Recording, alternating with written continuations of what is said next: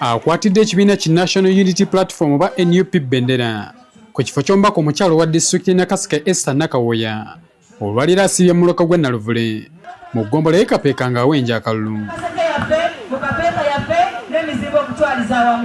Nakawoya nga guno omulundi gwe gwakubiri ng'avuganya ku kifo kino abuulidde abantu beno nti ekibbataka ekikudde ejjembe ebitundu bya Nakaseke ebitali bimu y'emu ku nsonga lwaki alemeddeko ng'ayagala okukiikirira abantu b'e Nakaseke mu Paalamenti.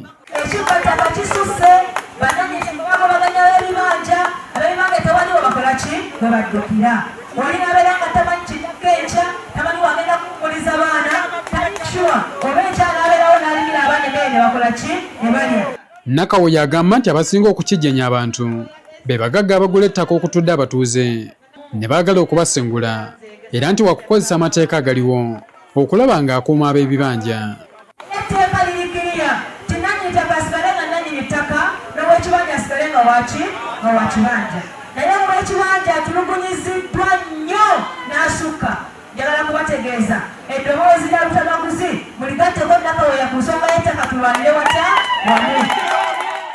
Anokoddeyo n'ensonga y'amakubo amabi gagamba nti galemesezza buwangalira mu bitundu bino okwekulaakulanya anti nga tebalina bwe bayisa birime byabwe okubituusa mu katale okwenugira ku nnusu. Kitukabya amaziga nguudo mbi abantu ne balima emmwanyi ne balima amatooke naye ng'okubituusa ku katale lutalo nga okufunako kye yandifunyeeko ekiwera kiggwera mu mafuta olw'enguudo embi kiggwera mu budde bw'atwala mu kkubo awo ng'atambula olw'okubanga ng'enguudo mbi. Bw'ati yasabye abantu b'e Nakaseke bonna abatali kweyawula mu bibiina okumussaamu obwesige bamusindika abakiikirire mu Paalamenti kubanga ebibanyiga bibakoseza wamu byayagala okugonjoola. Ffenna ebitunyiga bye bitya oba oliwo NRM oba oliwo NUP oba tolina kibiina ffenna ebitunyiga ebimu kye twetaaga ye service delivery. Akabonero sawa buweereza waka.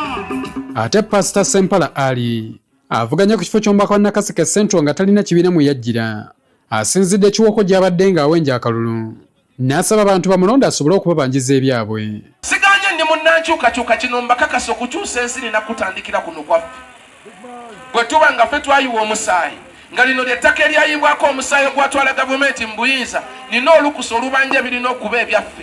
Sempala agamba nti ebbanga lyonna abantu b'ekitundu kino balonza ababaka abajja obuzi ne baliko abaana enzaalwa. Ayongerako nti azze kununula kitundu kye kyagamba nti kyawambibwa abasobozi mu by'obufuzi. Kano akaseera kakununula konstituensi yaffe gijja mu mikono gy'abasuubuzi kigaane kikkirize abasajja basuubula batwala waabwe. Omusajja olugula poloti n'azimba akayumba n'atandika okunoonya kalulu ate ne muwaga. Ajjukizza abantu b'ekitundu ekyaleeta gavumenti eriko mu buyinza nti tebaganyiddwa muntu yezaabwe n'omusaayi gw'abakitaabwe ne bajjajjaabwe ogwayiika kubanga babadde balonda abantu abatabalumirirwa. Luweero yali enyirira okusinga mbalala ng'olutalo terunnabaawo naye kati egisinga mpa yunivasite bbiri muno mu Luweero nga za gavumenti temulina babanja birina kuba byammwe gy'otawula tosobola kubanjaayo nkugambye ense nina olukusa olubanja. Abasabye obutatunuulira kibiina oli mwajjidde wabula obusobozi kubanga ekibatwala mu opposition kiki kukoowa gavumenti eri mu buyinza nga mulaba enkulaakulana tebatuuzeeko oba mwerabirwa naye osobola okubanja gy'otaawola golonda omubaka nga si mwana wammwe agenda kulumirirwa.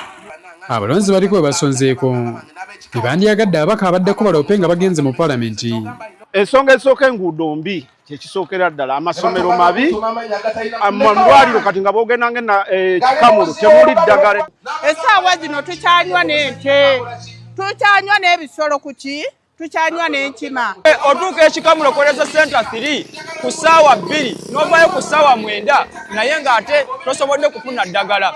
Mu kalulu akabwedde aka 2021 ku babaka ba Paalamenti abana abava mu disitulikiti y'e Nakaseke aba NRM bawangula ababiri ne bava ku ludda oluvuganya.